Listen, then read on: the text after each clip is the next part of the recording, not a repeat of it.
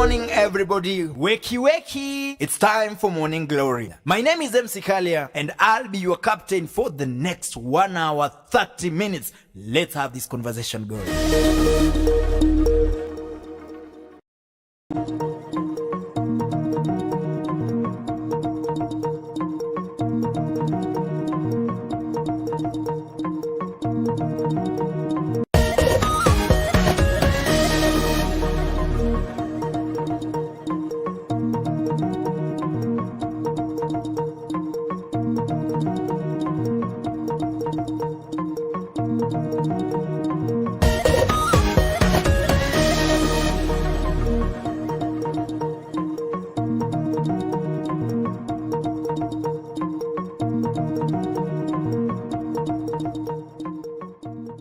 Good morning, everybody. Wakey, wakey. It's time for Morning Glory. My name is MC Kalia, and I'll be your captain for the next 1 hour, 30 minutes. Let's have this conversation going.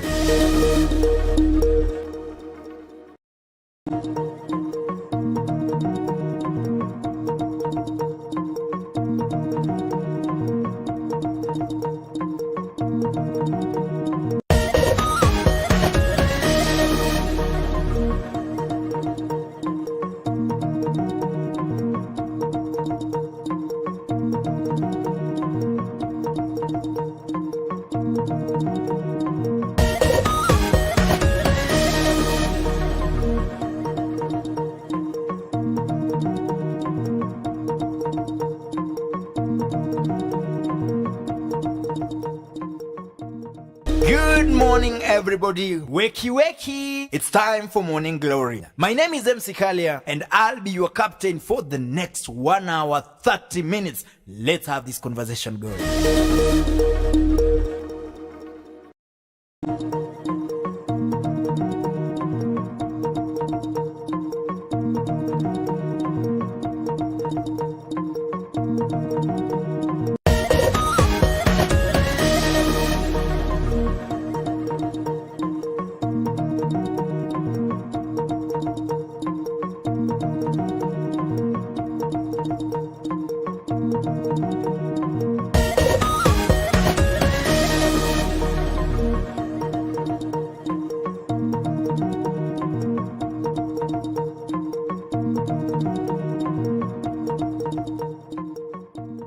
Good morning, everybody. Wakey, wakey. It's time for Morning Glory. My name is MC Kalia, and I'll be your captain for the next 1 hour, 30 minutes. Let's have this conversation going.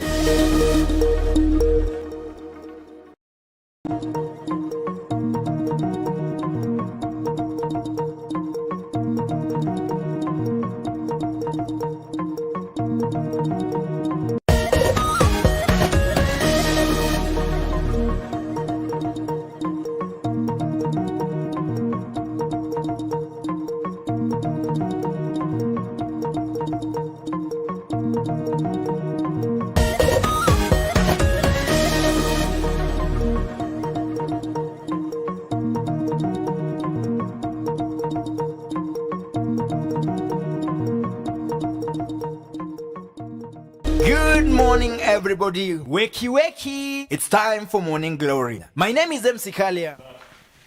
Good morning to you. It is indeed the 17th day of March 2023. My name is MC Kalia. This is the Morning Glory Show. It is the most comprehensive talk show in Kenya today. Now, it's Friday, and as usual, I wanapenda kusema, ikishafika Friday, then I automatically become a good person. So, if kuna kitu tulikosana katikati ya wiki na mtu, I forgive them, and I would want you to emulate the same example. So, when it's Friday, we forget everything that the week did to us, and we enter into the weekend tukiwa na furaha, and also, of course, doing it responsibly. Now, because it's Friday, it is an artistic Friday, and today we have poets with us. And this show actually has just been titled Poets, with kaleka ownership sign. Inaitwanga nini ile? Ile kolonia hapo juu. Just to show that it is owned by poets. And we're just asking ourselves, what happened to the poetry industry in Eldoret? Because kama kidogo hatuna poetry events. So that is exactly what you're going to handle this morning. But then before we go there, we are coming live from Dawi Afrique Photography. this is the right place to be. If you are looking for a place where you will get some quality work in terms of photography and video production, consider working with Dawi Afrique Photography. Dawi Afrique Photography ndio inabamba. Sahi tu ni Dawi ndio inabamba. So make sure kama uko na harusi April, May, make sure you work with Dawi Afrique Photography. And if you ever have interest in fashion, consider visiting D-Square School of Fashion Design and Tailoring. D-Square School of Fashion and Design and Tailoring is situated at the 4th floor of Ketia's building in Eldoret. Now, why am I telling you about this? Ketia's D-Square, Fashion House and D-Square School of Tailoring and Fashion Design, both are located adjacent to each other. They are both located at Ketia's building in Eldoret. So that means, kama wewe ni mtu unajifunza fashion, ukitoka tu hivi kwa class, you get into the fashion house and you get some time to do practicals just to make sure that you master what you're being taught in class. In addition to that, their school fees is affordable. Usiseme sikuambia. Now, back to the topic, of course, I have poets on set. Of course, 3 of them, we expect one more, but 3 of them are already on the set. We have Billionaire the poet, of course, and his colleagues. We have another one called Dominion. Jina za washairi. They're very hard to pronounce. So I'll just give them a chance to introduce themselves, starting from my right, Billionaire. Yes. Karibu. Asante sana. I really appreciate these. Nikitambo sana ni, as a poet, let me say, after COVID and everything, it has been long. Manze kuandika or just performing. Things changed. Yeah, but for just introduction, I go by the name Billionaire Poet, based in Eldoret. Yeah. Of course, tutakuwa tunakuja kwa story how poetry went down in LD, so that when we are reviving it, we have actually some benchmarking to do. Bro, okay, your name is hard, bro. Just wesema mwenyewe. Go ahead and tell us a little bit about yourself. So, I go by the name Simon Shairi. I do spoken word poetry based on everything around us, natural surroundings, day-to-day life. Yeah, that's all about me. And another thing I would also like to say is I would like to thank Dawi Afrique and the Morning Glory Show for this. And we hope for better and more to come. Thank you. Okay, thank you so much for that. Of course, patia mwenzako Mike pia aweze kujipatia introduction. Naitwa Dominion. Dominion, tell us a little bit about yourself. Good morning, Eldoret. It's your boy Dominion representing E-Town. You know, I'm Optimus, not close to my prime yet, but tutafika hapo hivyo. I go by Dominion254 on all my socials, and thank you for having us at Dawi Afrique this morning. Okay, thank you so much for that. And of course, starting with you, Dominion, to pay Gina's ID. This should spice up the show. Ilibidi umeenda hapo hivyo. Take a very deep breath, like literally. Mimi ni kijana huku hivi. Kwa ID jina ya M-Pesa ni Moses Kiptoo Kiprono. Moses Kiptoo Kiprono. Yes, Arab K-Tan. So Dominion ilitoka wapi? Dominion ni story mrefu kiasi, but in short, there's this time nilikuwa navaa some button, ilikuwa imeandikwa Dominion on my sweater, way back in high school. And then over the years, people just picked up on it. Nilikuwa nataka kuitwa Prince, because I believed I am the next King Kaka. Lakini Dominion happened, and here we are. So you're Dominion because nguo ilikuwa imeandikwa Dominion. Yeah. Anyway, let's go to Billionaire the poet, bro. Okay, now what's the meaning of billionaire? First of all, start with jina ID bana. Manze hapo kwa jina ID. Mi ni ule mse kutoka huko Lakes, naitwa Boniface Junior Onyango. Onyash. Yeah, so my story is quite long, but I'll make it short due to time. Billionaire Poet ilinipata nikiwa Nairobi. I started by the name Be The P. Yeah, nikianza sana nilianza kama Be The P. Kwenda Nairobi, tuliambiwa ukienda Nairobi, mazendo utamake. Kukimbia pale Nairobi, unajaribu, Be The P ishiki. Kitu ishiki. Sasa kidogo kidogo nikapata na jamaa fulani. akaniita event ka 3 one night 3 events na nika perform different pieces. Akasema manze you are rich in words. Amina nikaka hivi billionaire poet. Billionaire the poet. Ladies and gentlemen, give it up for the one and only billionaire the poet. Simon. Yes. So obviously kwanza tushajua anaitwa Simon. Hope iko kwa ID Simon. Yeah, na tupe tu jina ya pili. So majina yenye iko kwa ID ni Chacha Simon Nokwi. Buda. Yeah. Unataka kujiita Simon mshairi na uko na jina poa kama like jina lako already ni artistic. Yeah. So mi story yangu ni a bit different. At first nikianza poetry tulikuwa wase wawili. Tulikuwa tunajiita Raindrops at that time, high school. Ilikuwa high school. So partner wangu akaamua ku dwell in kwa beauty and so mimi nikago the same line. So nilichange to the second name. Nikachukua Simon alafu nikaeka mshairi. Yeah. Kama mambo ya shairi inasonga. So ulisoma high school gani bro? Nilisomea Vihiga. Shule fulani inajiita St. Mark. St. Mark. Yes. Unajua nauliza shule because automatically and most of the time the school you went to usually ina influence sana venye talent yako itagrow because kama wanachochea ile talent then unajikutanga mambo yako inasonga. Nonetheless, for those who are already streaming in, my name is MC Kalia. This is the Morning Glory Show. It is the most comprehensive talk show in Kenya today. Sisi ndio wale wasi tunasukumanga content real. And already I can see a few people inside the broadcast now. Kuna mtu anaitwa Joshua Kiptolele. Thank you so much for always making time to be with us and say good morning. Mildred Sum says good morning. Gidi Msafi, good morning. Queen, she says good morning. Gogo Small says watching from Nairobi. Thank you so much. Mnajua Gogo Small nyinyi? Ni kijana mwingine mgogo. Anyway. Kiptomi Rume, thank you so much for making time to be with us. Good morning. I'm watching from Thika. That is Enoch Plagat Sambu. Thank you so much. Juma Junior says good morning. Simon. Kuna mtu anaita amekuita Simon. Kuna mtu amesema Simon mshairi. Anaitwa Brenzi Brian. Amekuwekea moto. Then there is Samuel Lagati. Good morning. There is Juma Junior calling on Dominion KE. Amekuwekea tu keke or something like that. Mr. Gregor the poet says wasanii. Thank you so much for making time to be with us. And the question we asked this morning is, why is Eldoret poetry industry not doing as maybe the poetry we see in the capital city? The next question would be, then there was a time we used to have poetry in Eldoret. What actually happened? You've given your stories. Kuna mwingine alikuwa na wawili.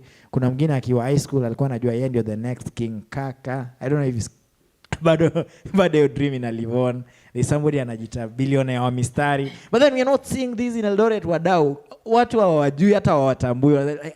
They are poets in Eldoret. Billionaire, what happened bro? Okay, what I can say, manze, the sacrifice unapeana kwa art industry and the return una expect. Unajua expectations sometimes always hurt. So unajaribu kupush content then kitu wase waja impress. At first nakumbuka ningeenda events unasikia wapi ule jamaa kuongeongea. So you are like, manze mimi naitwa poet. Si kuongeongea. So you realize one, by then like few years ago poetry content equal embraced. Then before COVID tulikuwa na hii idea like we want just to put events like Nairobi.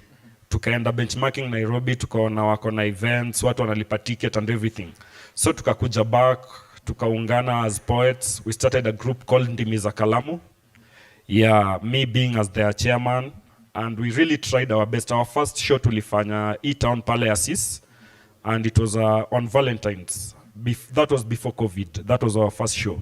So all of you are part of Ndimi za Kalamu. Yeah. Okay.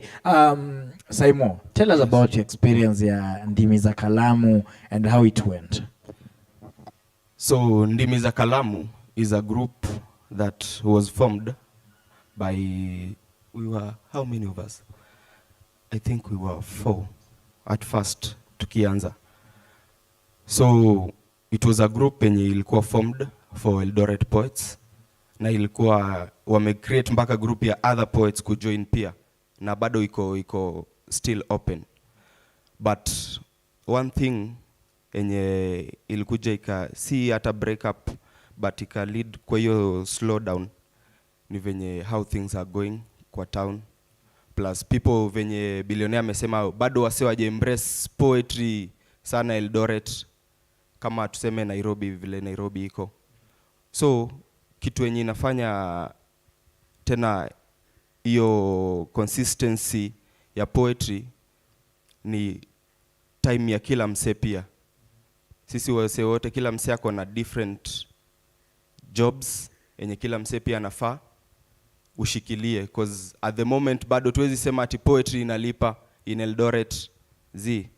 So kitu yenye ifanye slow down ni I think ni time ya kila mse venye mse ana work, na pia hakuna ile acceptance sana ya poetry sana. So tuseme in short, mse ungeenda poetry event, then the only thing uko nayo ni mistari. So unarudi kwa landlord zile mistari tu. Cheki landlord snap.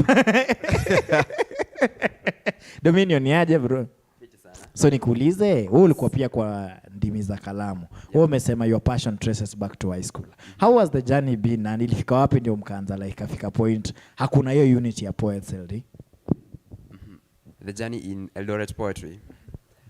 No, not your personal journey, personal. of course. Yeah, wewe umetoka umepita wapi na wapi na wapi, and what do you think about the state of poetry in Eldoret? All right.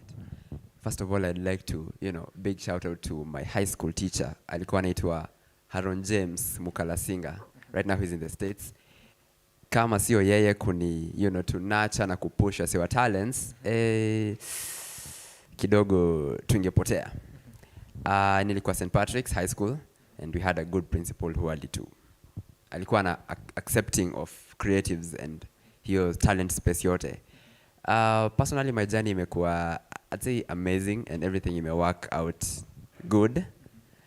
After high school, we came tukapatana na kina Saimo, kina Tafari from a very young age, kina Billionaire, started E-Town open mics and vitu hizo, and then we came, hiyo ikaisha, we came to ndimi za kalamu, tukapartner with Poets You Should Know. They wakakuja wakatupea mentorship classes hapa na pale, broadened our perspectives, and then COVID happened, then COVID passed. Alafu sasa most of the people wakaanza different activities here and there, kila mtu aka branch out, different schedules, and I think that's somewhere between the lines, between your timeline yote, something just I could click. So that's how maybe we lost poetry in LD. Yeah. Of course, ladies and gentlemen, wale wana view, this is the Morning Glory Show. It is the most comprehensive talk show in Kenya today. We are coming live from Eldoret town, from a studio called Dawi Afrique Photography. Now we're just trying to look at how can we revive poetry events in Eldoret. Of course, poets take a lot of, or rather, poets play a very important role in societies. In places where poetry is still taken serious, it is poets who actually reflect the vices and the good in society. And when we see a community that doesn't have people who reason, think, and put it in words, then we get worried. Back to you. I'll come back to you, Billionaire Poet, and the main thing that comes to my mind right now, in fact, niuliza kwanza, like kama hawa jamani poets wa ukweli, before we go far, labda ni mistari zenu haziko zinashika, labda ni mistari zilikataa, sijui nipige kila mtu dakika yake moja moja ama nusu dakika, tuanze na wewe Dominion, ama sijui, wacha tuanze na Dominion, si ndio Dominion? Yeah. Sijui kama uko na tu mistari twa kuchocha hivi tusikie. Of course. Uko fiti? Of course, yeah. Okay, ladies and gentlemen, coming up next is Mistari with some Mistari. Or Dominion with some Mistari. Let's go. Sasa unaona ni aje? Pia mimi nilikuwa sent with a dream ya kusikika kwa speakers na kings.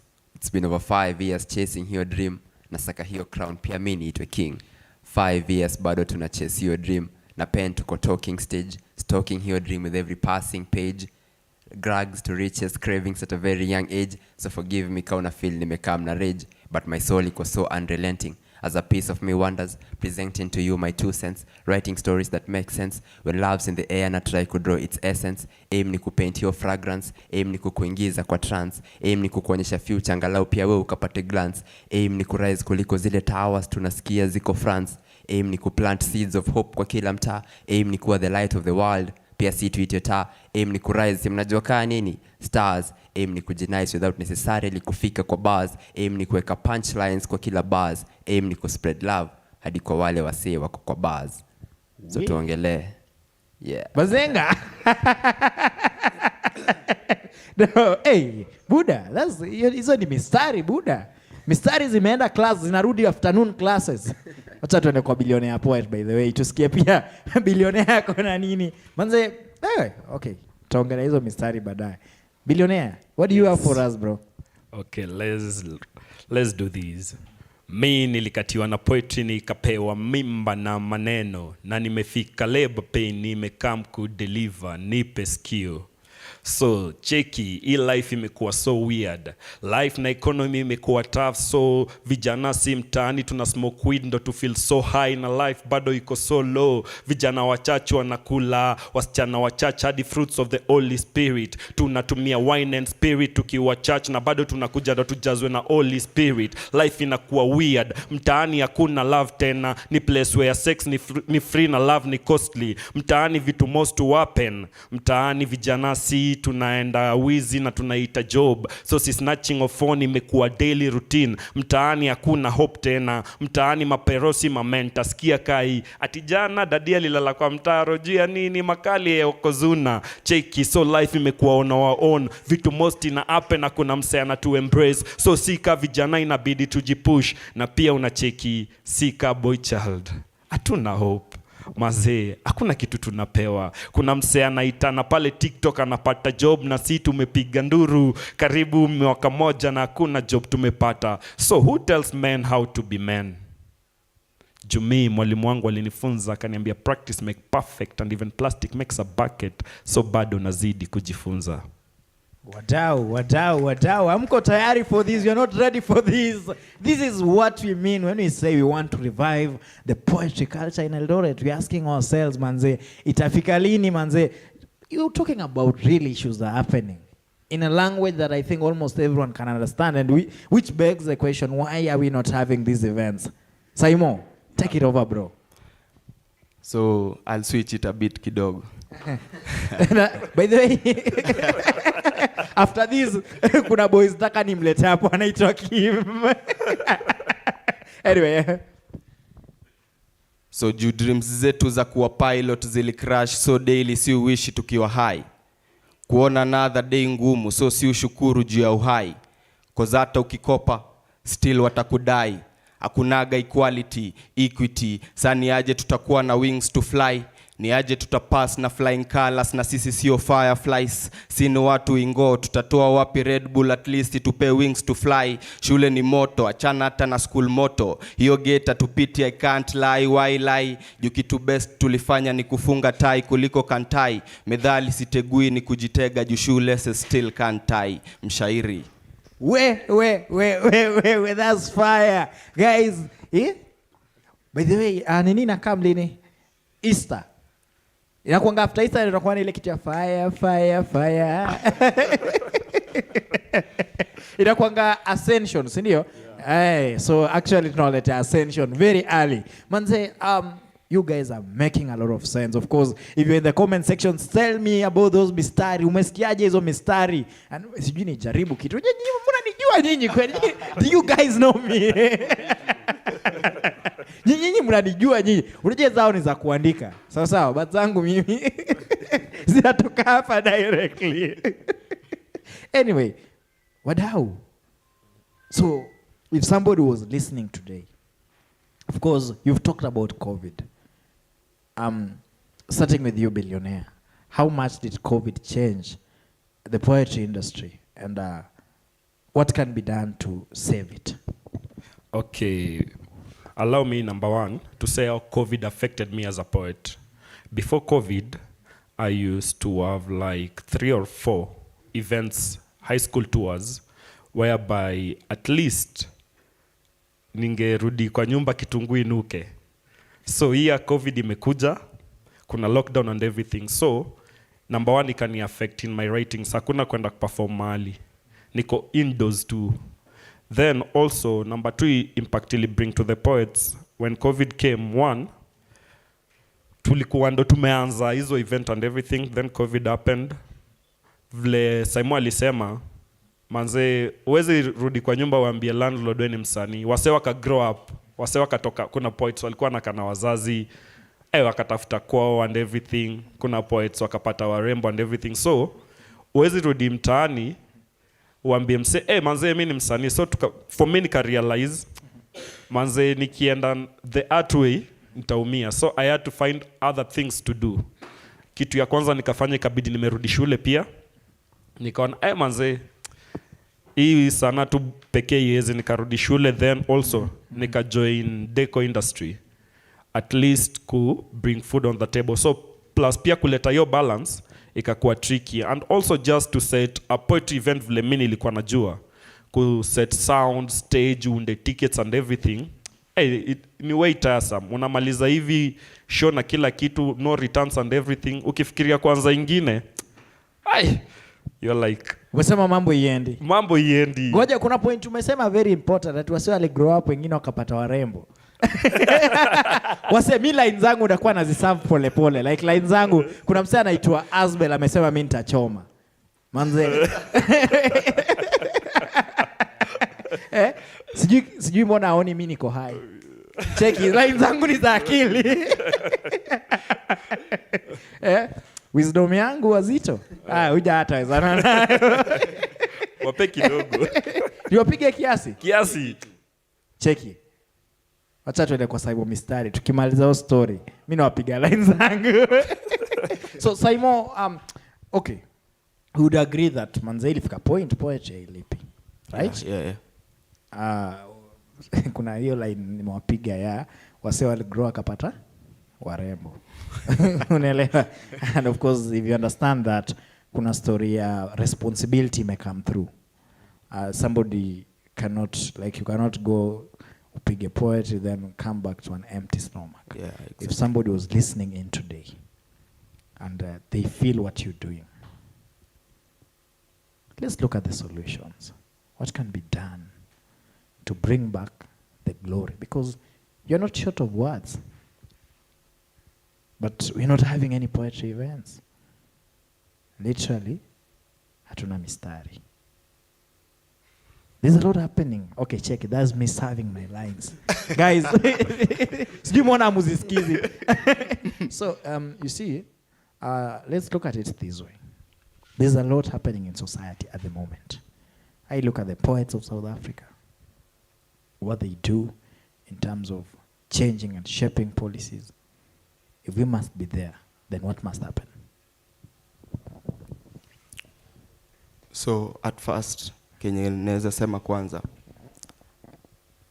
wase wengi huchukulia poetry ni kama something very light, but kitu wajui ni poetry kwanza. At first, before anything, poetry ina take a lot kabla hii outcome yenye msee anaona, because poetry si kama music. Utajump to any chorus, jump to any beat, unaona? Yani ushaanza kutusi wanamuziki. Si, anyway bro, tuendelee. So si kama music yenye utaweza jump to any beat yenye wasetu hata no. Poetry inafaa ikuwe na message at some point, inafaa ikuwe na teaching at some point, inafaa ikuwe una deliver at least something. Na wase wengi we feel ni kama ni something yenye si worth paying ama si worth anything. But kitu mimi ningependa kuambia wase ni ati if you in case make a show ama make anything na call in for poets, at least pay something enye ita motivation. Unajua kuna some things yenye ina pinch somewhere. At least unajua nikienda ku write kuna something na write for. Ama nikienda kuandika kuna kitu ita come through. Juu huwezi semanga manze utakuwa tu unaandika. Unaenda una perform, unarudi hivyo. Day in day out. Unaona? ita kill your motivation, ita kill everything. Alafu another perspective venye ulikuwa umesema kuhusu vitu zina happen kwa society. Yeah, na feel like mostly kitu tena yenye let down poets hivyo ni hiyo kitu.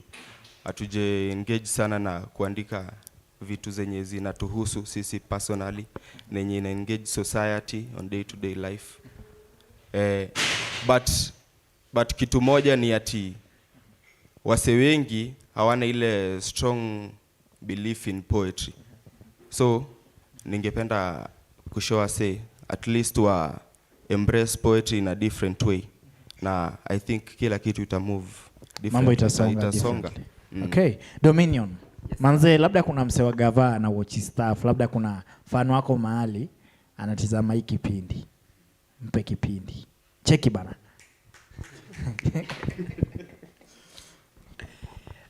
Neza add something on. Of course, yeah, you can take it up from where you left, yeah. I also think sisi kama poets or creatives in general, because it's a broad field, tunafa we take it upon ourselves to put so much value into the craft that any value ikiwa the corporate world and the society hazi take it lightly. We have to, like your sense kwenda ni yetu ya ku address hizi issues na kuweka so much, you know, professionalism and value into our craft that watu wataona the worth of it, of which from Mr. Meskia, of course, we took on lines. Yeah, and pia after we've done that, now that's the platform, Essentia platform, that's where inaingilia, of which we have live platforms and, you know, social media. So it's a whole journey that sio kitu inaweza kuwa finished within a day, but ni something that if we embark on, at the end of the day, you know, pia everyone at a benefit, poets, society, because, you know, usanii ni kioo cha jamii. Yeah. And what do you think about poetry and social media? Now that you've mentioned social media, and of course, since COVID came, of course, you realize also that social media may shape how things work. What do you think about poetry? Now, how can poets package themselves in terms of benefiting from the attention that social media has been given at the moment? Kwanza social media, it's very, at this time and age, social media it's awesome. Like, it's one platform that no matter where you are, no matter who you are, no matter where you come from, imepea kila mse an even playing field. I think poets, you know, tunafaa tutumie hii platform to elevate our brand and kujiinua to some places that we never thought were possible. You know, saa zingine though pia create content unajua pia inakuanga so costly, na pia sisi ni vijana, sisi ni watu wa Hustler Nation, and ukiweka value ya, you know, studio time and create vida and hizi vitu zote inakuwa too costly for the common mwananchi. So inabidi pia tukipata a way that tunaweza mitigate hizo factors zote ikuwe possible, inaweza kuwa fiti. Jukaa mimi nakumbuka sometimes we were thinking of, you know, tunataka to create this content, but unaenda kwa hii studio, unapewa hii cost, unapata huyu anakuambia hii, unapiga hiyo hesabu, there's life here to deal with and there's this. So if, you know, how do I frame this?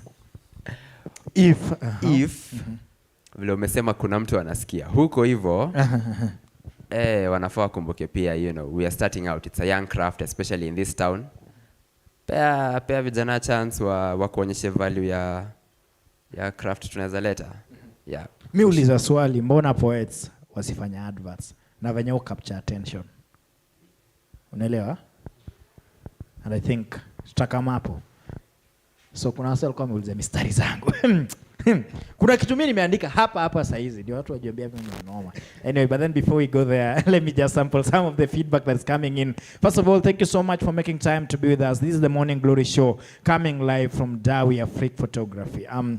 Dawi Afrique Photography is a photography studio situated in Eldoret, Zion Mall basement.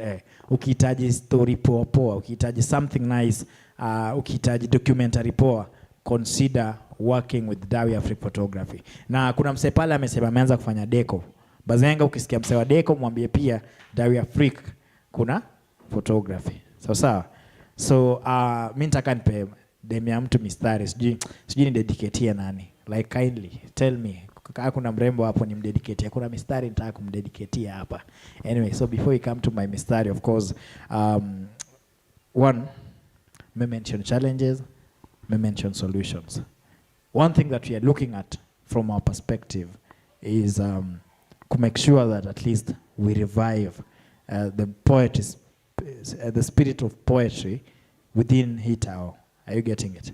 And I don't know, of course, there are people watching. These could reach corporates and all that. And I've asked a question about advertising. How good can you guys work?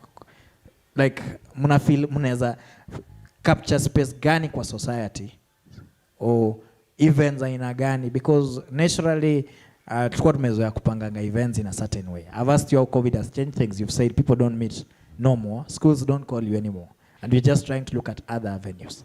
So, as much as wase wanapenda mistari zenu, you must give them places where they can call you. Na Tanzania billionaire poet. Wewe unafeel uko relevant wapi kwa society kama billionaire poet? Okay, kama billionaire poet, most of the time me feel niko relevant na vijana. Yeah, because I remember nikiwa hizo times za shule. Let's say for example, watu walimaliza form 4 last year. Close to, sina figure exact, but let's say close to 700,000-800,000, right? Ani wase wanakuja kuwa pumped into society. Wengine ni wenye wamepita and everything, kuna wenye watakuwa waizi. Life tu, vile life ita take charge. So mi nikaka hivi, actually ukiangalia nini yangu inasema billionaire poet voice to my generation. Mi feel niko relevant sana na issues inapen na vijana. Like for example, ukiwa home mzazi atakwambia avoid peer pressure, but mzazi ajui hii peer pressure saa zingine pia ni peer pleasure. Unacheki stuff kayo. So kuna way naangalia I'm so relevant, but vile umeongelea like your story advert, I think also as poets kuna mali ndasema tumelala ku create your value, because ndo tuseme kampuni fulani big ikuje and they want to do something with me, at least lazima pia mimi niko na hiyo value. But also pia vile Dominion alisema wanaangalia likes zako, uko na followers wangapi and everything. Like for example, I did an album of 5 audios. Audio 5 bro. 5. Kwenda studio ka record. 5. Yeah, I did an album ya audio 5. But nikiangalia cost enye ilichukua kwa hiyo album, work na effort and everything. Manze, mtu hata niambie nifanye video. Niko sawa. Tuachie tu hapo. But I feel najua kama poets, at least every poet wanajua space yao. Mimi I remember nikiwa chairman wa Ndimi za Kalamu, there are poets ningejua nikiambiwa nataka poet najua uni poet ndamuita hii event, uni poet ndamuita event, uni poet ata deliver on this. So for me na feel na relate my space iko na vijana. But pia unaelewa vijana watakupush social media tu likes nini, but mfuko pesa iko na wazee. Pesa iko na wazee. Yeah. Of course, and that means we need to target the wazee. Yeah. Okay. Now, bro, okay, acha nirudi kwa Dominion before nikam kwa Saimo. Dominion umebonga bana. Today Saimo. Yeah. Space mna capture kwa society. Mko na lines poa. Client saizi anakusikiza ama in one way or the other inaweza fikia client. Client wako ni nani bro? So pia mimi nakuaga saidia vijana mostly, cause mi ukisikiza pieces zangu na focus mostly pia about hood, place nimetoka, hood mostly, struggles nini, day to day life venye huko iko, venye challenges zenye wase wana face. But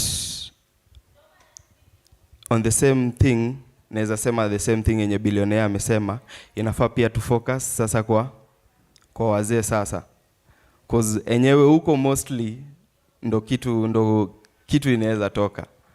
But nasema mi mostly yangu inakuwaga about hood na struggles. Yeah. And of course kuna way yenye tunaweza link up hizi vitu juu, kwani mafadhela wao vijana si obviously ni mabudesco, unaelewa? So that means cheki manze. Hao jamaa wameniangalia wajaamini. Wazito bana, sijachapa hivyo sana. Si venye mnafikiria. So that means like obviously they care about what happens with their kids. Are you getting it? Yeah. Dominion. Manze? Client ndio nani? Ni space gani mna capture kwa society? Who is this person when you wanna feel leo anafaa kuita event? Because labda mnasema hakuna events, but wasi wanaka events. Okay, ndahitaji poet wapi?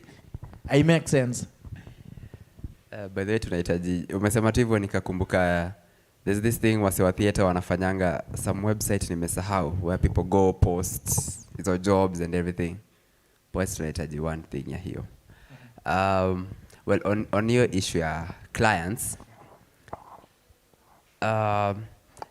for me, I'd personally talk about corporates sana na NGOs, because hawa ndo wase in my time nimework now at most, you know, kina IPOA, kina Amnesty International, hizo organizations, the one year elections, FNL something, yeah, Power 254, NGOs, yeah. Mi time nimekuwa msanii time yote NGO sana ndo. So umesema wewe uko msanii wa NGO. Bro, when you're the real billionaire poet. Najua line imekupita. Cheki bana. I told you I'll be serving you my lines tukiendelea. Now, that means market iko. Sindio wadau? Market iko, and we just take this opportunity also to say there's something we'll be doing, and we'll be taking this to the next level. Of course, I think you know what the client needs, you know the client, you know everything. And so that means just to the people watching, tuambia something big is coming up soon. Now guys, I want you to give me your parting shots. Then twende shairi. Sijui kama mtarudia ile piece, unajua hata nitegemea. Kuna kuanga na wale wasa niko na ile piece. Sawa. Kuna piece fulani na kuaga nimeweka chini. So sijui kama nimewaharibia ile piece yetu, sijui. Sijui sielewi. Anyway, this is what I want us to do. Give your closing remarks. Tuanze na Billionaire the Poet. Of course, we've announced that something big is coming. We shall be reviving the poetry culture in Eldoret with these human beings. In the small capacity we have as a show, as a Dawia Free Photography, as Very Nice Media, we shall be doing something soon. You shall be seeing us soon. This is the beginning of it. And so,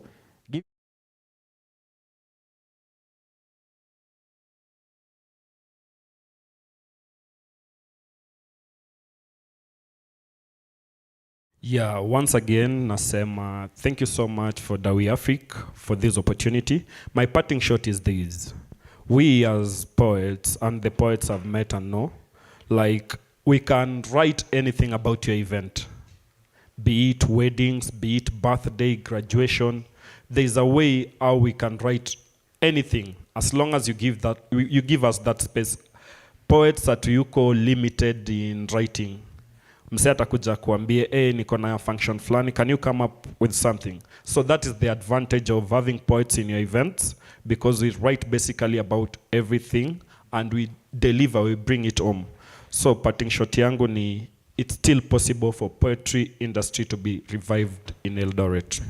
And of course, before tuende kwa the next whatever, kuna two comments zilikuwa tumekataa kufungua na eventually zimefunguka. Somebody called Queen, she says good morning. Then bazenga wetu anajulikana kama Titus Arapche Sir amesema I love the poetry MC Kalia. Nipeane lines watching from Eldoret Kapsoya. So by the way bazenga tuma lines we are waiting for the lines. And then there's a guy called Fanuel George, director wetu hapa studio, amesema ati ade yako na lines. Prophet Ezekiel anadai nyota juu zimesota. Guys, scared lines of Fanuel. Because lines imeibiwa mahali. These are stolen lines. I know the taste of stolen lines. But yeah. Cheki. Mimi najua lines imeibiwa zina check exactly, thank you. So mi najua lines zimeibiwa, and of course pia Vito Bazenga, and in fact I'm challenging anyone who thinks they have lines to send the lines to the comment section. Now skinny lines za Fanwell na mniambia kama ni plagiarism, tumwaibishe saa hii. Anasema ati Prophet Ezekiel anadai nyota juu nimesota, acha nichape soda juu hiyo ni chocha, na before nitoke acha nizitoke, nita rise right before your eyes, nitameka hata ukishinda ukini hate, I'm the greatest, call me the god. Okay guys, Red Fanwell's lines. Nani mwingine, who else got lines?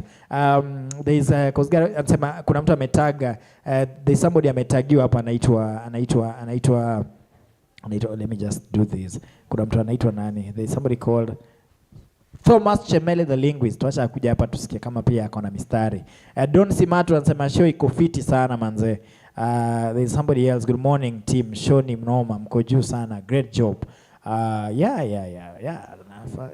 Okay. Watu wanaitisha mistari zangu mimi. Guys, mine is coming up next. Na zangu manze, I don't know if I'll get time to write them, but be sure zitakuwa lines moto. So, Mshairi, give us your parting shot. As well, by the way, if you think you got lines, send them to the comment section. So, first of all, I would like to thank Morning Glory Show and Downey Afrique for this opportunity, for this morning. It's been a good one. It's been a great show. I have enjoyed personally being here. And another thing, ningependa kuambia wase huku nje, ni ati si poets, we are open-minded about anything. We can write about anything. So anytime mse yako na show, uko na occasion, anything, birthday parties, weddings, corporate show, we are ready and we are here. Yeah. Okay, thank you so much. Arap Uria says is good morning, good job sir, watching from Nairobi. Manze, people are watching all over. In fact, niko mpaka na wasewa path wenye wana watch. So ile siku atataka mistari tutaenda huko kudeliver. Somebody called Faith Cheropa anasema Simon Mshairi na Be the Poet na Dominion, big up our great people representing Dimi za Kalamu, wasitoke wa perform a piece each. I miss you guys. When is the next at cafe following live from Kapsabet? Okay, thank you so much for that. And before niende kwa Dominion, I'm promising you guys my lines are coming up next. And if you think you have nice poetry lines, send them to the comment section. I'll be reading them. Nimesoma poem ya Fanwell the Goat. Okay. Ish. By the way, if you think you can challenge Fanwell, if you think you have some nice poetry lines, manze, we have real poets on set and they'll be doing this. And I'll be the one closing the session. Mind your goat up, check. So, if you think you have very nice poetry lines, ziskume pale kwa comments. Arap Uria tusikumia comment nini zako za poetry. So let's go to Dominion. Dominion, your parting shot. Mimi ndasema vitu mbili. Branding na events. Yeah, na space events. To craft to professionalize. Sikikavle musicians wanafanya the whole thing, branding from A to Z. That's what we need to do as poets. Let's brand ourselves professionally and let's take advantage of the social media space and the physical spaces here now that, you know, the whole world inakuwa opened up as the day goes by. Yeah, and we will tutafika hapo. Shout out to kila mse ana watch, and a big appreciation to the Morning Glory Show for having us and for Dory Afrique for hosting us. This is the place to be. Okay, thank you so much for that. And somebody asks about your coffee. What do I tell them? Uko na how much M-Pesa? Number ni hiyo. Umesema namba ya M-Pesa ni hiyo. Okay, thank you so much. Now it's time for poetry. And if you think you have some nice poetry lines, zisikume hapo kwenye comment section, nitakuwa nazisoma. And if you don't have lines, man, say don't waste. Ati hizi lines za mzikale zinakuja na reverse. No, there's somebody hating on me. Somebody is hating on me. And guys, I'll be delivering my lines. Man, say lazima lines zibebwe 9 months ndio zikuwe delivered. Ni nini mbao jamaa pati lines? Reason why poetry wase wengi haijawahi shika ni juu hao mara nyingi wanapatanga breech lines just the same way we have breech babies, ama wengine wana deliver before time. So please let's not have miscarriages. Make sure una deliver lines imefika full term limit. Ndio hiyo nimecharaza. Wazito msinichezee bana. Fanya rahisi fika hapo hata afanye nini can't. Now let's go back to Billionaire the Poet. Give us your lines, bro. Your closing lines sasa. Mistari. Okay. I watched my favorite person going. He struggled with cancer for close to 1 year. I watched life being taken away from the person I loved. I watched casket closing on my favorite person and I've never been the same. I watched as he struggled, as the doctor said he could not make it. So akarudishwa kwa mchanga. And that day, the church choir was singing, the tenzi za roho, but my heart was broken. And so, as the pastor picked up some soil, and the pastor released the soil and said, unto soil we came, and to soil we are going back. To the dust a man was formed, to the dust a man is going. But my life is dusty, my life is messy. How will I live without this person again? Yani siezi picture life bila yeye. Things were tough. I watched a small baby dying. And this brought a lot of question. Did the infant sin? I watched home a thief being killed. I've been watching life being taken away. I've watched life snap just like that. I've watched people in accident. I've watched men and women dying from accident. I've watched young men, wanajeshi wetu on the front line dying to protect us. I've watched it all, and so life being taken on my favorite person. I know maybe you're grieving. Maybe you lost a favorite person, a couple, a child, a baby, and you have not healed. Receive warm hugs from me. Dominion coming up next. Dominion, it's your time, bro. Tuko tayari. Uko tayari? Tuko tayari. Ever ready. Of course, your piece ya Boni ni ya kufikirisha. And that's exactly what poets need to do. Manze, tunaweza rebuke, tunaweza teach. Tunafanya kawa ubiri, by the way. We reflect the society and tell it what it is and call it out for what it is. Big up. Now, Dominion. We, your piece. Wacha to motivate watu kidogo.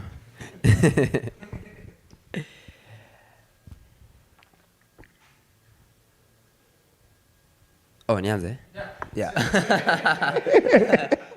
Acha kibuda. Okay, sawa. Ngoja kidogo basi. Mabibi na mabwana. Mbele yenu ni Dominion the Poet. Ladies and gentlemen, give it up for the one and only Dominion the Poet. Haikuangi hivyo, bro.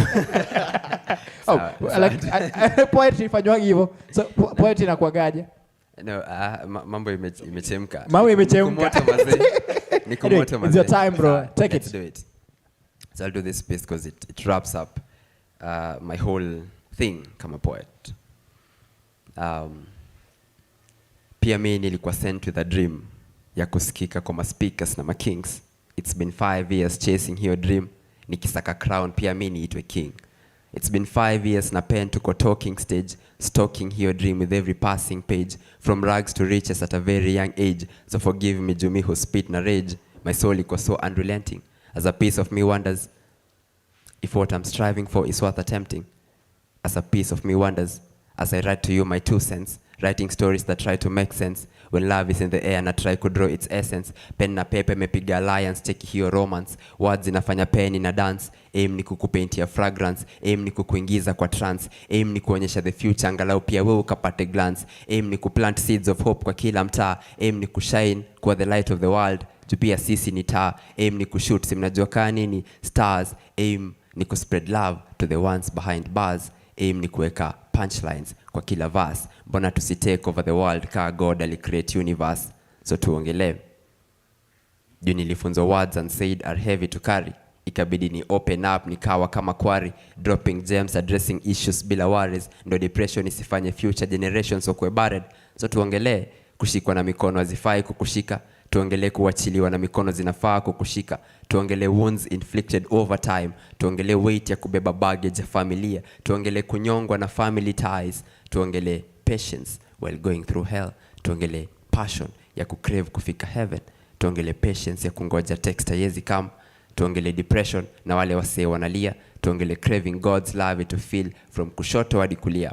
So tumekam kuset levels kwa hii game cause you are the standard, spreading the good news from east to west ka the standard. So haijalishi kao kona class, let me see you raise those hands. Pause, ignore his phone calls to our flashback. Flash your smile, you've crossed that mile. Atabila groundbreaking discoveries uonyeshe weni landmine. I am yours, fam, you will always be mine. Sasa fam, I hope you will always be fine. So cheers, +1 year without the fears. +1 moment to face our fears, +1 friend to wipe the tears. I see the future in you. Before they make you history, I see you making history. I see God in you, his breath as the choir sings, his pulse beneath the winds, his breath in the trees and in the leaves. Look at the cross, that's affection. Look at yourself, that's perfection. Look at the mirror, that's God's reflection.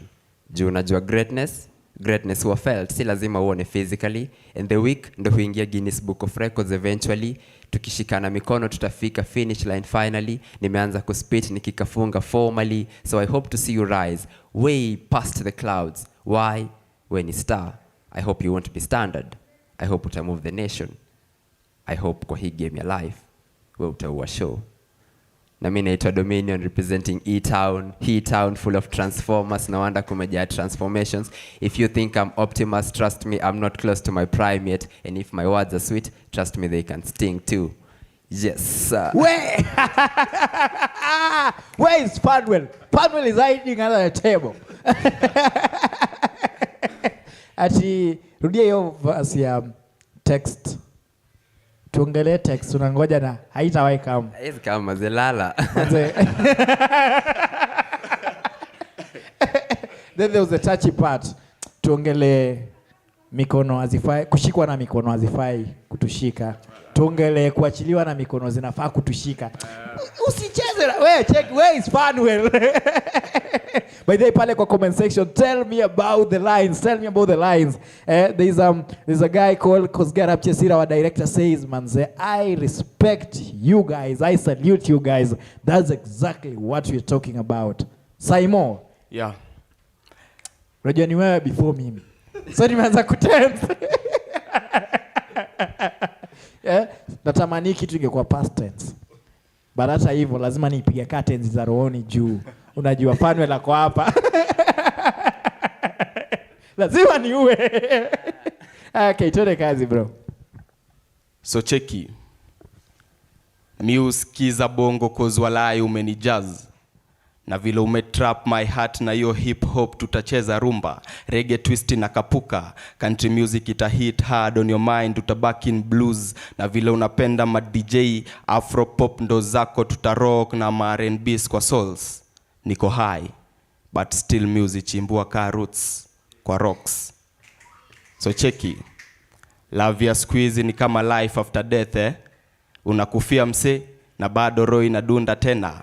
Au ni venye mse aliwhisper na bass vile anakupenda alafu roho ikadunda tena. Alafu kuna smiles zingine zinaweza fanya roho iendelee kudunda tena na tena. Na usiwahi gamble na love ya mse cause kuna venye ukirusha hauwezi pick up tena. Mapenzi ya squeeze ni ya pesa, yana deviate umekomboa pick up tena. Wewe jua mapenzi yako utarushiwa na watajali ka utaipick up tena, but si hata wewe unajua true love sika ile ya pesa tena. Utavishwa, utalishwa, utatumiwa na bado utaachwa tena, na yule uliyetupa mapenzi yake je utamrudia tena? Mapenzi ni tamu na bado chungu, na hata kama chungu roho urudisha utamu wake tena. So ni aje impress leo, sijakuja na machocha, maybe tu ma rhymes na ma phrase. Before ni kuapproach nilidai kuanza na may the grace, but nilishindwa kuendelea ni vile ulikuwa umedress. I guess umebonga na mimi, body language ndo ni kuchess, sio uongo. Urembo wako umenimada na hiyo siwezi refresh. Since ni kucheki nimekuwa zile za job bless ashaniletea, na since umestick hapa siwezi kureplace. Ulihit heart yangu vihard na siwezi drop hiyo case. So mimi nadai ni to make memories, alafu tuzieke in a secret case. Ni kubaie ndula, alafu ni kutembeze base, tucheze kadi, ni kushow vile you are the queen of hearts. Ni vile kwa hiyo game nitakuchase, ni kuandikie ka slow emotional love peace, na bado ukidai tutaongeza pace. Na in case tupoteleane usijali, we breathe tu, najua heartbeat yako nitakutrace. So hello, come niko home alone, si unajua mimi si mtu tanga. Lunch ni kuku au kanga, choose tutamanga. Ingredients tuweke cucumber au coriander, na kaudai tupike mtaani pia tunaweza dishi kwa hizi vibanda. Na since unapenda ngoma ni kuchezee zeze au kinanda, tusikize vuvuzela tukingoja parapanda. Tudozi nje tukiangalia stars, then later to move kwa kitanda. Tuweke movie utaona yours forever au Wakanda. Tusare matokeza Kisii ndo later to stroll Uganda. Sikujua kwako nitalan much more even though nilisomea Maranda. Unanipe happiness kibao, sijui nikuite Joy badala ya Amanda. You see nimesema tu ni wewe toka sasa hadi milele. Simon Mshairi, Mr. Tycoon, take off. Mr. Tycoon, where is Fanuel? Umesema ingredients kwa nini? Cucumber. Hawakupata hiyo line, washendi hao. Hiyo line ilipita Fanuel. Eh? Yeah. Checky manze, checky. Listen, guys, tell me something in the comment section. Talk to me in the comment section. Checky manze, I don't know. Kuna mtu anasema mrudie hiyo piece. No. Would we get time? Yeah, naambiwa tunaweza pata time. Would you do the same piece ama utakufanya piece tofauti? Let's do same piece ama tofauti? Different. Tofauti tena. Mingi. Checky manze. If you're in the comment section pale, tell me about this mistari. Talk to me about this mistari. Kuna mtu anasema anangoja mistari zangu. Na juu Simon Mshairi ameongelea stories za mapenzi. Acha nichukue stories za mapenzi. Unajua watu wanani underestimate. Na zangu sijaandika. The last time nilikuwa kwa stage ya poetry 5 years ago. But ulizeni hawazito. Mbona mnani accuse hivi? Like kuna wase wamekazana hapa studio kusema uongo. So tuandikie poem dem fulani. Kuna dem aliniacha manze. So nataka kumwandikia mistari. So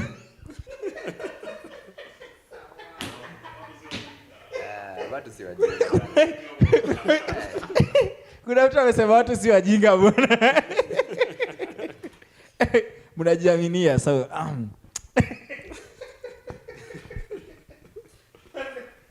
why guys writing too much?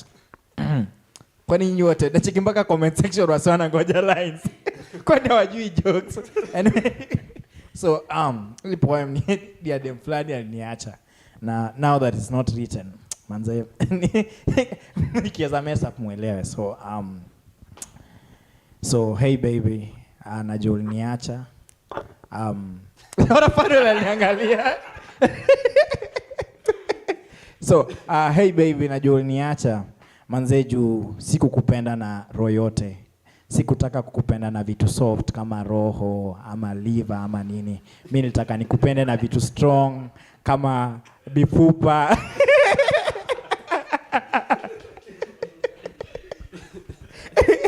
So baby, mimi nilichoose kukulove na vitu strong kama spine. Nilipenda kuchoose kukulove na ka ball and socket, zile vitu za bio.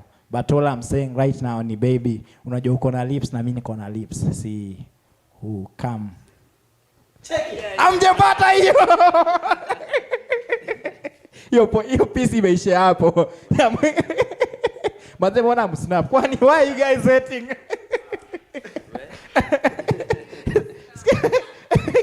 ati kuna msema amenimalizia. Kuna msema amenimalizia hiyo part. Kuna msema amenimalizia na hiyo part ya when nimefanya baby siu. Then akanimalizia ni scam manze. Anyway guys, wase bado anaitisha mistari. I know guys are hating on the comment section. I love my time. Fanuel amesema nataka kupenda mtu na vitu strong na alliance is strong. Manze, that's why nilikuwa na get hard. But alikuwa mhard ku get. Cheki manze, line zangu siri nini. Anyway, let's go back to you guys and of course saizi ni mistari tu. So this time muniruhusu nianze na Dominion. Dominion manze, tupe piece ya mwisho tukifunga show. Acha tupige story fupi tu. Jakito amesema piskali sana. Mad respect. You guys didn't think this will come to this. Ama Jakito nimechukua nini za msemo mwingine? Okay, naambiwa time is the limiting factor ya Dominion, tupe kitu. All right. Alizaliwa, akaishi, wakapeana hizo ahadi. Hizo ahadi za promises after mistake, bonds after mistake. So miss, take this ama sare. Walilala njaa ndo wapate sare. Correction after every mistake wakimwasha bare. Then guilty na wachoma design ya nare. But he was raised from a boy to a man. He became a gentleman. Na walikuwa gentleman wakijiambia it's the perfect seed, only bad influence. So don't worry mom. He was raised from a boy to a man and he wanted to be like Superman. So daddy made him to a Superman. Death knocked, daddy answered, but depression ikafuata, atmosphere ikawa sad. Life plus situations zake funny made her look at every man as a bad man. She wanted a better life. He cried through the bitter nights, but Lady Luck started dating her son, akaanza kupita flights. He was destined for this stage, so instead ya kuwa conductor, he drew inspiration from his rage. Sage, holy kama saint, alihandle stardom, hakuwa faint. Paintbrush mkononi, a brighter future akaanza kupaint. So mama calls, hey son, this crib is cold. Akamjengia a castle of gold. Hey son, this crib is cold. Akatuma engineer, seal the faults. Hey son, this crib is cold. Architect akaeka heaters, aka evade the faults. But she was just feeding her soul and starving her body for a son who only cared about conquering the world and no longer needed to break her heart, for the distance did a better job for him. Even nasty could not make him see, so he had the biggest reality check and the longest of destiny calls zikapigwa mtaani, mwana narudi, then ikakatwa. Mama akapelekewa ripoti kitandani kabla roho kukata. Maji ikaletwa, si mnajua ya nini kukata. Visu zikanolewa, si mnajua ya nyama kufanya nini kukata. Invites zikatumwa from tribes zote, from Wagiriama to Wakikuyu. MCs wakaitwa wote, from Willis Raburu to Super Marcus. The sun shone better. The mood could not be dampened even with El Nino. But as soon as he arrived, she took off. Yeah. Yoni. Fano hajaelewa kitu. Amezoea vitu basic. Like okay, you see, sijui kama mna notice jamaa na hate kwa comment section, but raundi ana come back. So Simon Mshairi, then billionaire utatufugia, si ndio? Simon, twende kazi. Nilikuwa na chances 3 kwa life, 2 nishajiharibia. Nilisikia that mzigo ikiwa nzito kwake unakaribia. Nimemtumia meso kadhaa, calls zingine nikamuimelia. Nimekuwa interested na books kadhaa, but wacha leo ni stick kwa Biblia. Of late nimekuwa nikijisearch, sikutulia. Bades zimekuwa kali, but niko na mentality ya mwanaume, siwezi tu kulia. Nyi mnaona vile na enjoy life, basi macho zenyu ziko na zulia. Struggles zangu najiekea, Jumaa malinifunza kuvumilia. Don't give me those faces, sidai your sympathy, that's why nilijaribu kutulia. Vitu mobu ni ulia ndani kwa ndani, lakini leo nimeamua kufungulia. Ya kwanza ni ya familia, lakini sitaiongelea sana, juu pia mimi sitaki kulia. So cheki, I write every day and every night, and it's my story I'm trying to write, but it always pushes me back to the dark and from the light, and no one sees is yet your eyesight, but it just doesn't feel right.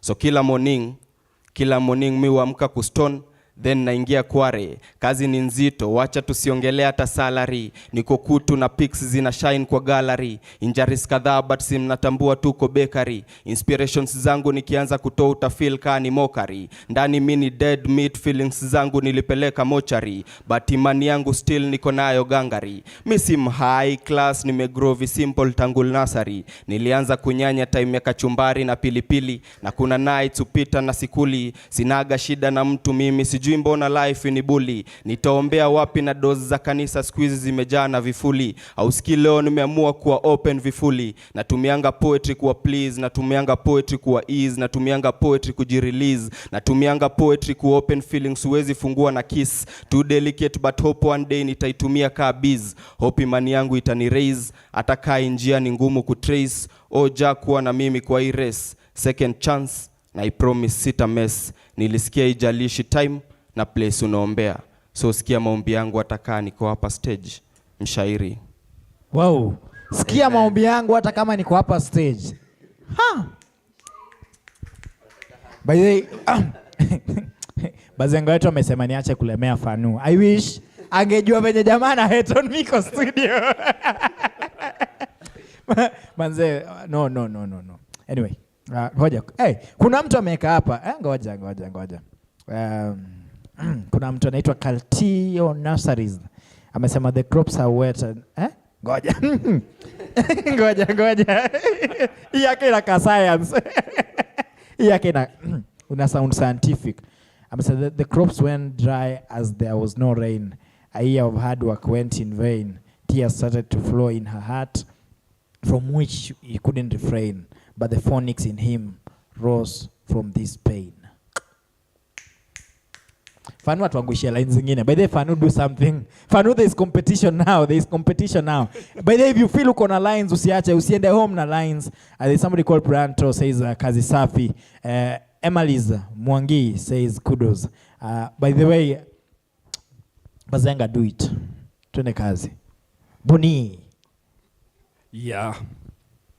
The sleepless nights, the struggles, the tears. So misielewi, my generation ni peer pleasure ama pia ni peer pressure, misielewi. In my generation, a generation where parents wamekata kuongea about sex imekuwa tabu. Si cheki alikuwa 14 na akona ball, akona mtoi mwingine na ezisco grade aliambiwa ndiye afike form 4. Life ikakaa weird. Ni peer pressure au pia ni peer pleasure, misielewi. Cheki, kwa hii society whereby reality tumekata kuiface juu nimefika church na pastor anasema tupande mbegu. So mimi nimepanda mbegu hoping hii mbegu itamea. Hoping generation ya watu wangu hii mbegu ikimea itawatake so easy. Cheki, nachangiaje pastor kununua gari na mimi nikitaka gari naombewa. Cheki, nachangiaje pastor akiwa msiki kwenda kutibiwa majuna, mimi nikiwa msika kuna msee anakuja kwangu ni mkono naekelewa. I think gospel iko distorted kidogo. I think gospel ya kupreach about Christ iliisha. So si na wauzia nyota yako inakanikani ya fifu. Cheki, but mimi si Christ aliniambia mimi star na sky iko so high. Cheki, mimi sielewi ni pia pressure au pia pleasure, sielewi. Niko pale tamasha na kawaii nimeshika juu, stress ni kibao. Hii pia pressure tu, ni pia pleasure juu nataka ku release stress kiasi. So cheki, mimi sielewi generation vitu ina happen, but penye huko mimi najua si pia pressure tu, ni pia pleasure tu. Pleasure ya ku have sex, pleasure ya na pressure ya kufanya watu ni virgin kukanikani useless, mimi sielewi ni pia pressure au ni pia pleasure. Generation parents wamekata kuface reality ya life. Cheki, si tunazika wazazi wanazika watoi wao bela sindo tuzike watoi wetu. Vitu most ina happen na ina heart. Hatutaki kuongelea vitu kadhaa. Tutaki kuongelea rape zina happen. Tutaki kuongelea LGBTQ imekam. Tutaki kuongelea tuna shy off na tuna pretend ka hizi vitu zi happen. Hii vitu ina happen behind our doors. Hii vitu ili happen pale Kericho. Tunapata job na in favor in return ni sex. Tunapata job na in favor in return kuna vitu tunaoffer. Tunaoffer our body to people. Our body is no longer the temple of God. Na pastor bado anasema tumchangie, akona trip majuu. Kanisa iko distorted, gospel iko diluted, meaning ya church hakuna.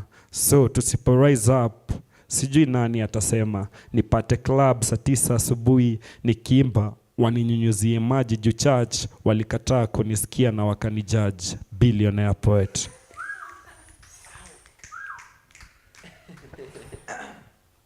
This only happens on the Morning Glory show. I usually try to tell you, this is the most comprehensive talk show in Kenya online today. You only get this on the Morning Glory show. And by the way, this is not the end. I think meona mpaka dozi ya mingi hapo amesema salute. So that means very soon we shall be reviving the culture of poetry in Eldoret. Tunataka to revive ile culture ya poetry hapa Eldoret, just to make sure that we have people who reason and put things in words. And so with that, manze, it's been an awesome show. And on behalf of everyone, manze, thank you so much, Boni. Thank you so much, Simon Mistari. And thank you so much, Dominion, for making time to be with us. Of course, we shall be doing this more and more. Na mkutana na wase, manze mjue ni wasanii au kula mistari. So please make sure wakitema mistari pia mnawalishana pesa. Where's Fanuel? Where's Fanuel? Where's Fanuel? Thank you so much for making time to be with us. Till next time, Monday. See you on Monday as we also look at the state of the nation. Thank you.